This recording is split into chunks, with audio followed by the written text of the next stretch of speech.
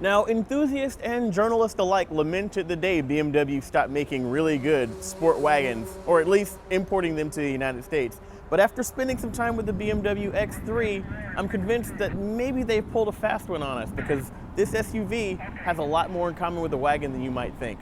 I'm Antoine Goodwin. Let's take a look at this 2013 BMW X3 xDrive 28i.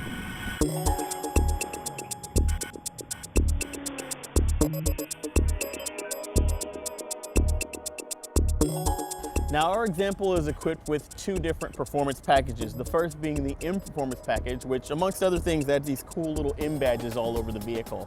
But mostly it gives us 19-inch wheels, an adaptive suspension, and BMW's version of a torque vectoring system. You also get really nice sport seats on the inside that are going to grip you in the corners. The second part is the dynamic handling package, which adds adaptive sport steering. So when you go between your different drive modes, the steering feel actually changes also.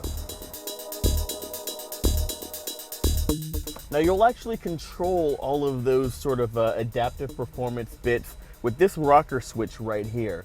It gives you the access to 4 different drive modes. The first and default drive mode is Comfort. That's the one that you'll get when you get in the car and crank it up.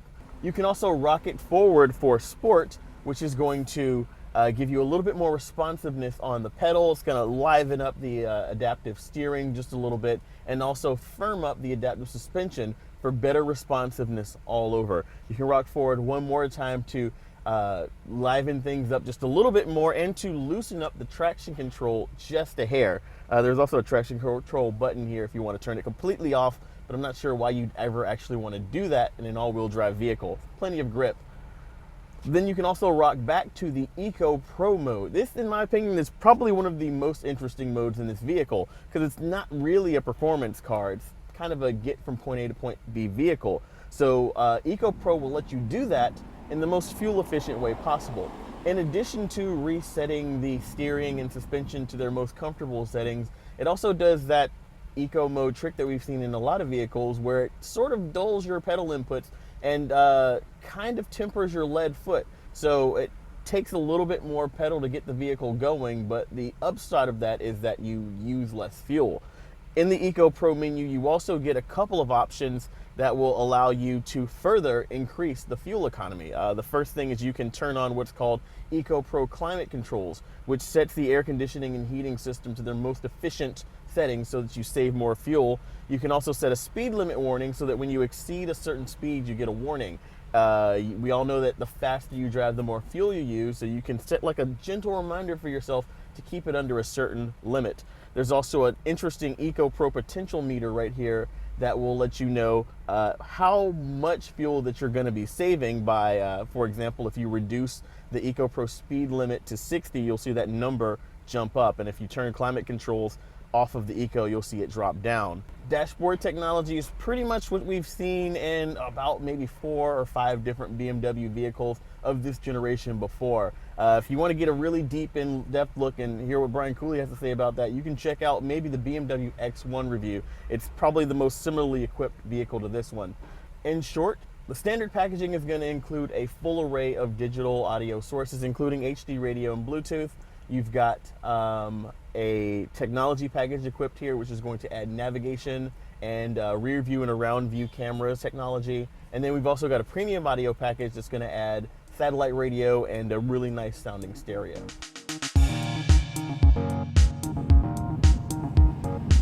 Now, when you lift the hood, you'll notice first that there's actually a lot of empty space here in the engine bay. I don't want to get my hand caught in any moving parts there, but that's because the X3 makes space for BMW's V6 engine, but this 328 example is actually powered by a twin-turbo 2-liter 4-cylinder engine. So it's a much shorter engine pushed back towards the rear of the vehicle.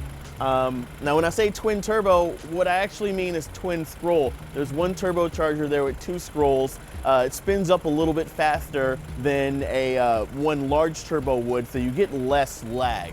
At the end of the day, what you're left with is 240 horsepower and 260 pound-feet of torque, which is a pretty good amount of power for a vehicle of this size. That's going to go through all 4 wheels via the xDrive all-wheel drive system and an 8-speed automatic transmission.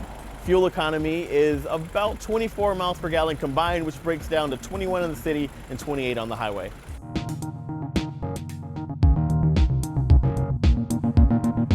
Maybe it's me, but it seems like the X3's gotten smaller. The ride height's not much higher than your average large sedan. I go down the road, I look over them, I almost eye level with Prius drivers, and the handling is just very natural. It's not very truckish, but then what do you expect? This thing is built on a slightly elevated car platform. Now in the sport modes, the engine's actually very responsive. The turbocharged engine, there's not very much lag, and I've got pretty good grunt.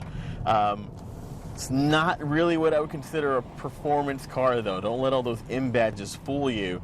Now, the interesting thing is the Eco Pro mode, as I said earlier. It does kind of dull the acceleration a bit, but I get the feeling that people who are interested in the X3, particularly the 28i, are not going to be interested in all-out acceleration.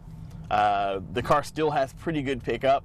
The acceleration is acceptable. It handles about like you would expect a large sedan. I've been driving smoothly and efficiently, and as a result, I've squeezed, at this point, 4.4 more miles out of a tank than I would have without the Eco Pro climate controls and speed warnings and the benefits of that softer accelerator pedal.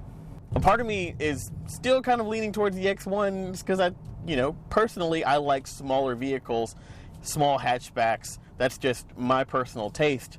And my heart, of course, will always belong to the BMW 3 Series Touring, which we can't get here in the United States anymore. Now, one of the most common comments that I read on our BMW X1 review was, why would you buy a small car when for a couple thousand more you can get this big BMW X3?